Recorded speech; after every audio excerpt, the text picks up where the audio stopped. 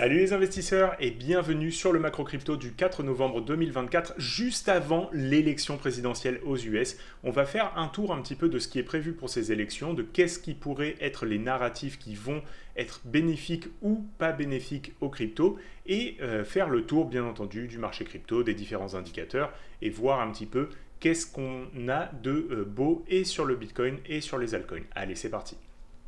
Donc pour commencer, au niveau de l'élection présidentielle, je sais qu'il y a beaucoup de gens qui sont en train de voir Trump comme le gagnant de cette élection, ce qui serait effectivement bénéfique aux crypto-monnaies dans leur ensemble, puisqu'il y aurait une baisse de la régulation au niveau des crypto-monnaies, et donc un environnement plus favorable pour développer des projets, pour que des acteurs de la finance puissent faire leurs ETF, etc., faire leurs produits financiers qu'ils ont envie de faire sur les cryptos.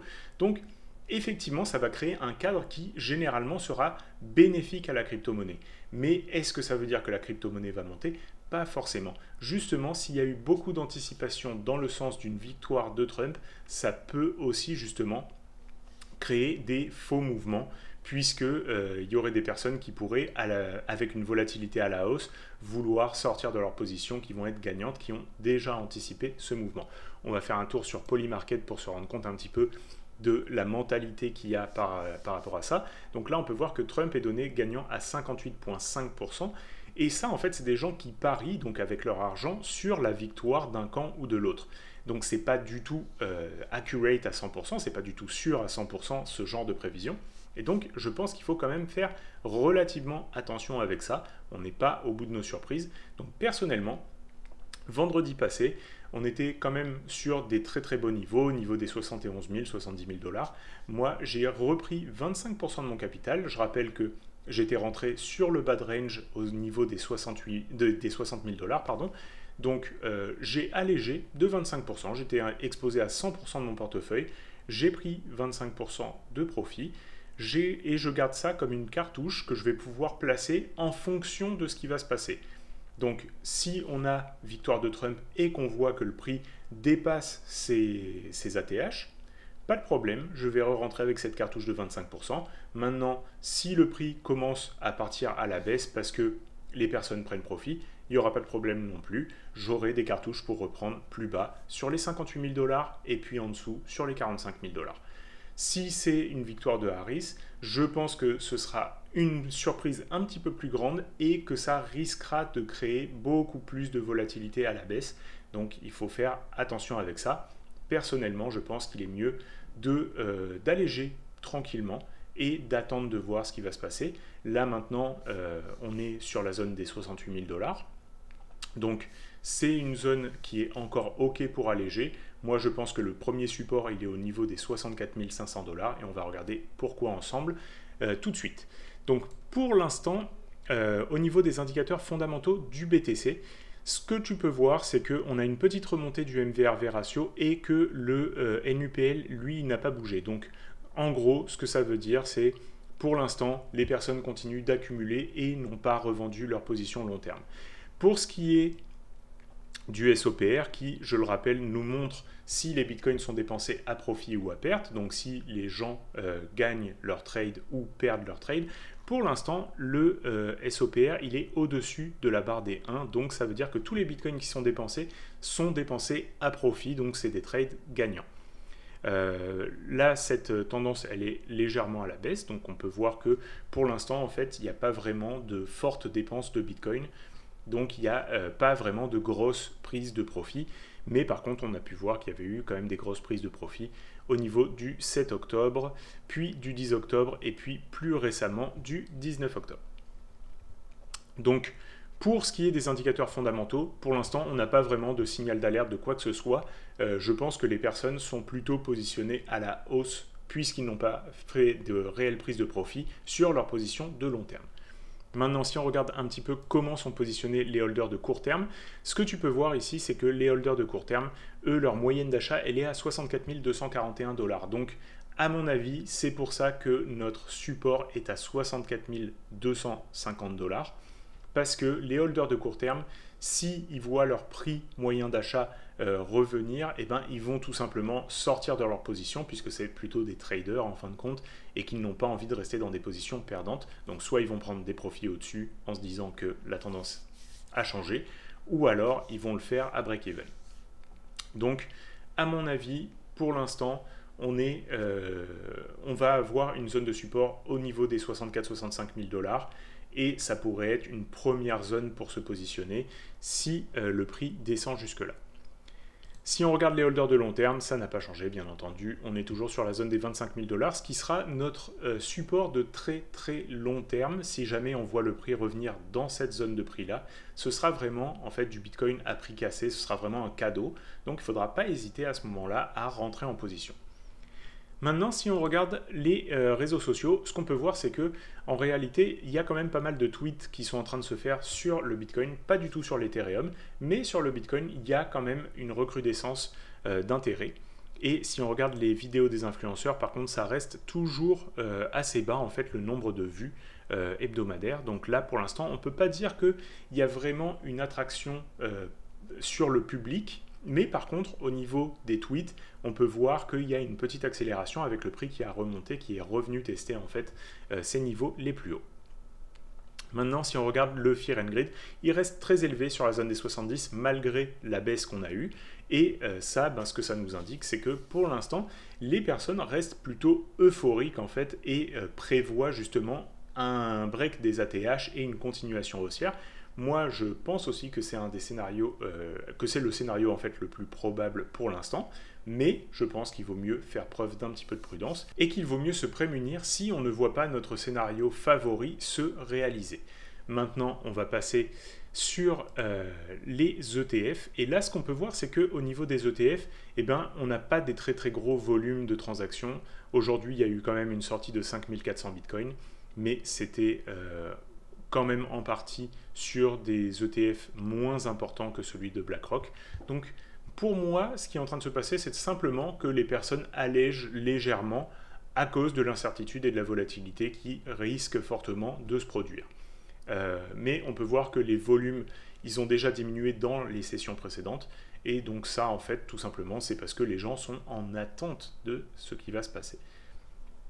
Maintenant, si on regarde les ETF sur l'Ether, eh ben, ce qu'on peut voir, c'est qu'il y a eu des sorties massives en fait, de Grayscale, mais par contre, sur le reste, il n'y a pas grand-chose qui a bougé. Donc, tout simplement, pour l'instant, sur l'Ether, moi, je trouve qu'on est toujours quand même sur une période où il y a des petites accumulations qui se sont faites de la part des personnes qui avaient envie de se repositionner sur d'autres ETF que Grayscale, mais il n'y a rien de significatif.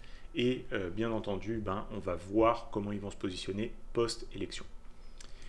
Pour ce qui est du marché chinois, toujours pas de changement, il n'y a rien à voir ici. Et maintenant, on va passer au niveau de liquidation.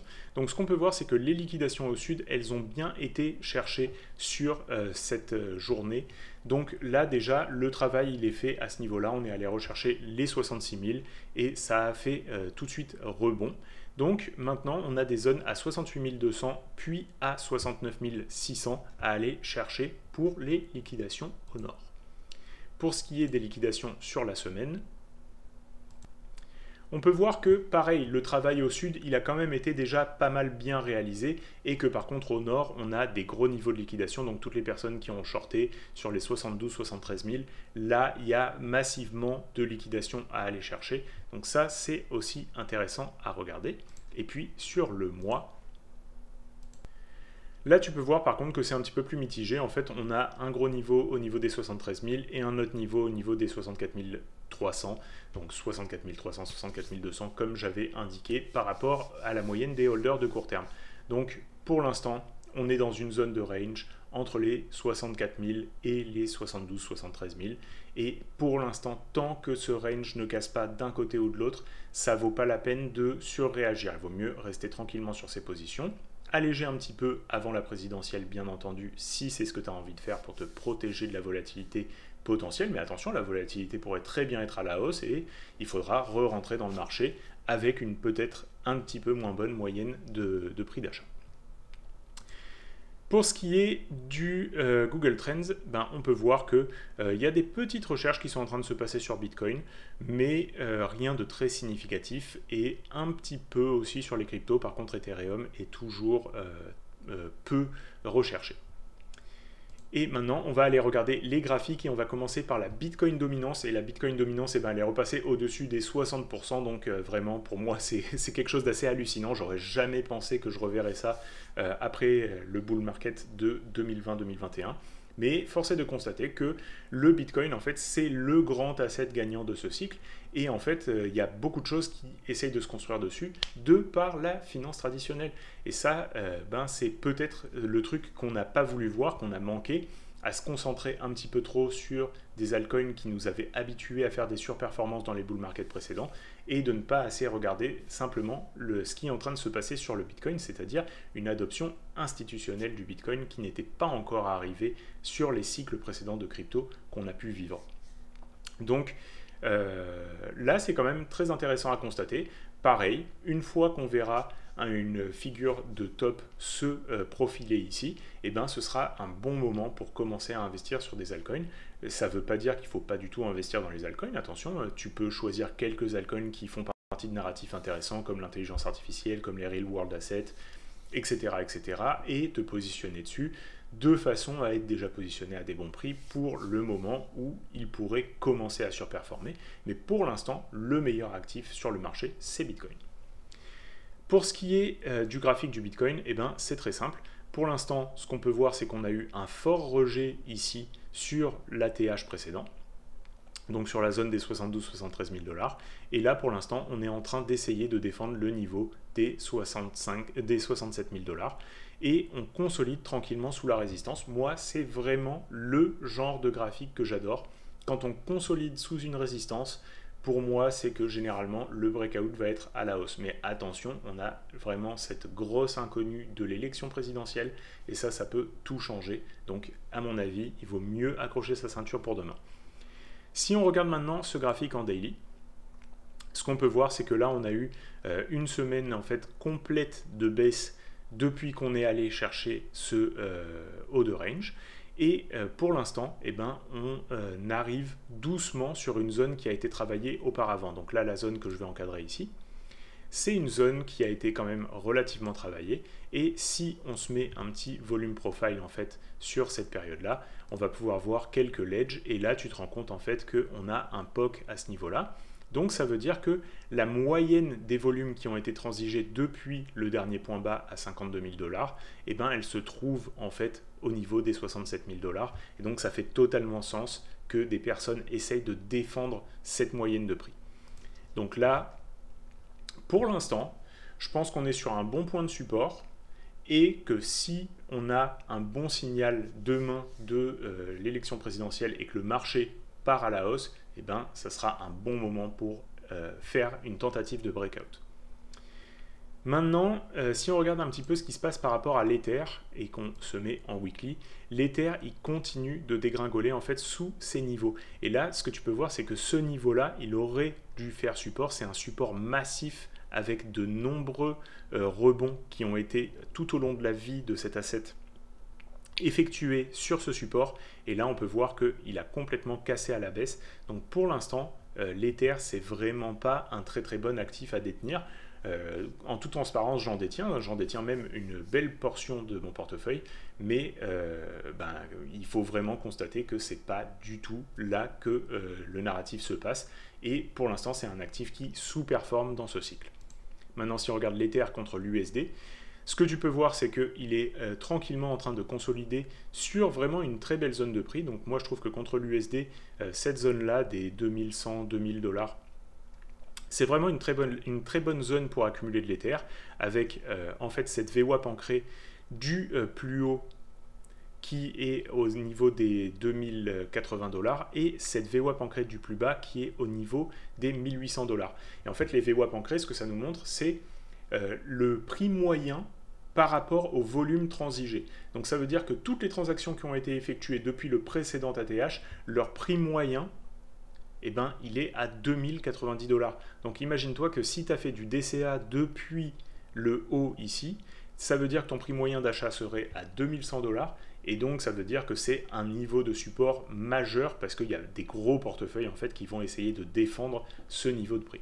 Donc ça nous donne des bonnes chances de rebond et c'est une bonne localisation en fait pour acheter si tu as l'opportunité de le faire.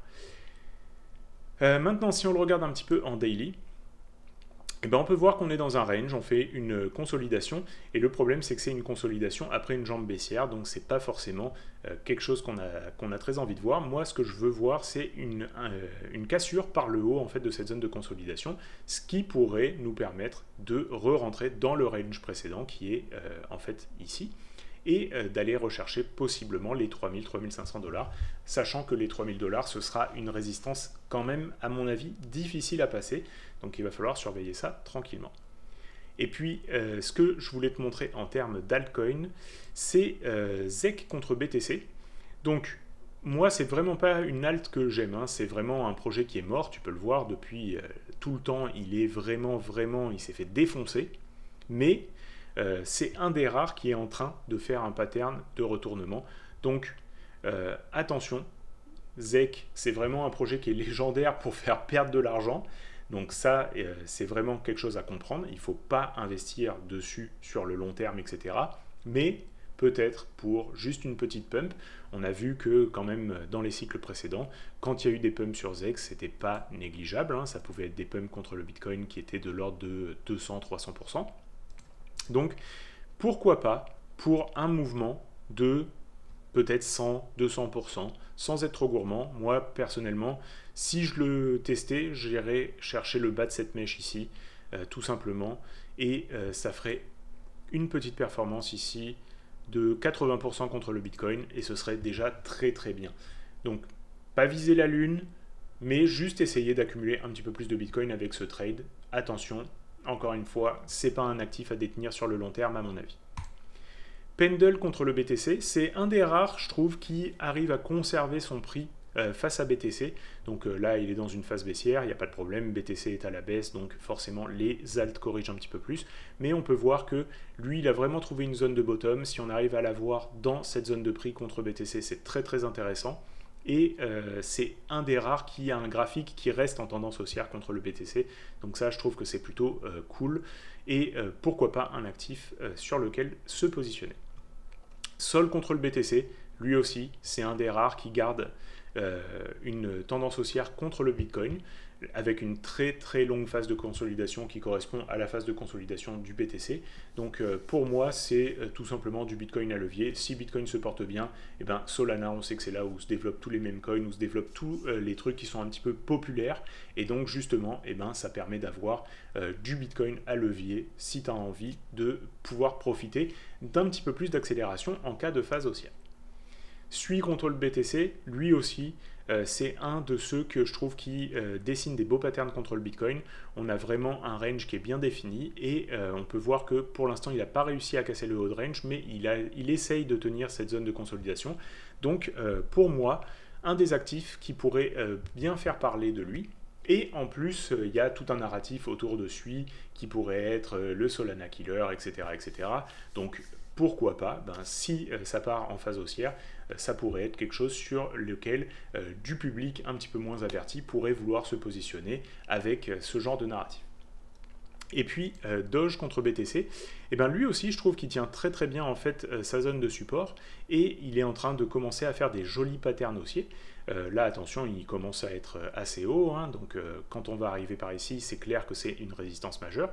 Mais pour moi, il y a un narratif qui est assez intéressant, c'est que Elon Musk, si jamais Trump est élu, il veut devenir le Doge du gouvernement. Le Doge, c'est le Department of Government Efficiency. Donc, ce qui veut dire, en gros, qu'il va regarder ce qui se passe au niveau du gouvernement et tous les endroits où il y a de l'argent qui est gaspillé, il va couper là-dedans, ou du moins essayer de couper là-dedans. Donc, à mon avis, il a choisi cet acronyme aussi pour faire une publicité, pour faire un peu de mème, etc. autour de son meme coin préféré. Et donc, ça pourrait être aussi un narratif qui est complètement con, mais on sait que les narratifs cons dans la crypto, c'est ce qui marche le mieux. Donc, pourquoi pas s'intéresser un petit peu à Doge si jamais cette élection est remportée par Trump. Voilà, comme d'habitude, j'espère que je t'ai apporté beaucoup de valeur à travers cette vidéo. Laisse un like, un commentaire, abonne-toi à la chaîne et partage la vidéo avec tes amis pour m'aider à faire grossir la chaîne. Et on se retrouve la semaine prochaine pour une nouvelle vidéo. Bye!